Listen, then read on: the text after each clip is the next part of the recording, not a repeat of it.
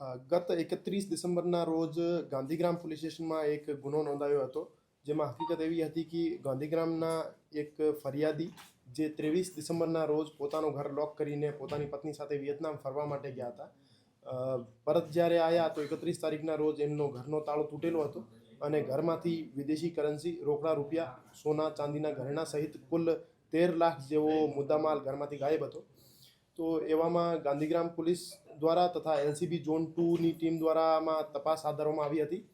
માનનીય CP sir Brijeshkumar જાસર અને additional CP sir Mahendra Bagadiya સરના માર્ગદર્શન હેઠળ એલસીબી ઝોન 2ની ટીમ, જેમાં પીએસઆઈ રામદેવસિંહ ઝાલાના નેતૃત્વ હેઠળ ટીમ દ્વારા દિન રાત મહેનત કરી આરોપીને પકડી પાડવામાં આવ્યો છે. જે આરોપી છે રીઢો ગુનેગાર છે. એમના વિરુદ્ધ મહારાષ્ટ્રમાં કુલ 17 ગરફોડના ગુના નોંધાયેલા છે. કર્ણાટકમાં કુલ 11 ગરફોડ ચોરીના ગુના નોંધાયેલા છે અને આ આરોપીએ પોતાની પ્રેમિકા જે બેંગ્લોરની રહેવાસી છે એમના સાથે મળીને રાજકોટમાં આ ગરફોડને અંજામ આપ્યો હતો.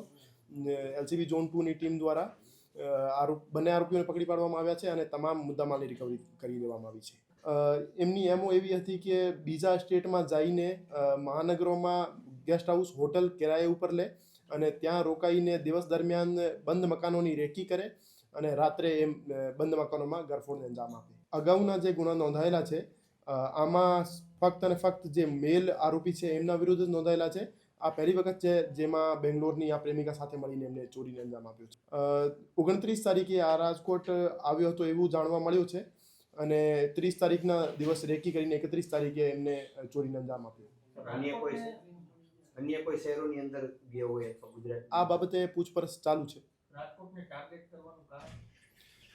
હજુ આ બાબતે સ્પેસિફિકલી રાજકોટ એમના દ્વારા કેમ ચૂઝ કરવામાં આવ્યો આ બાબતે પૂછપરછ કરવામાં આવશે.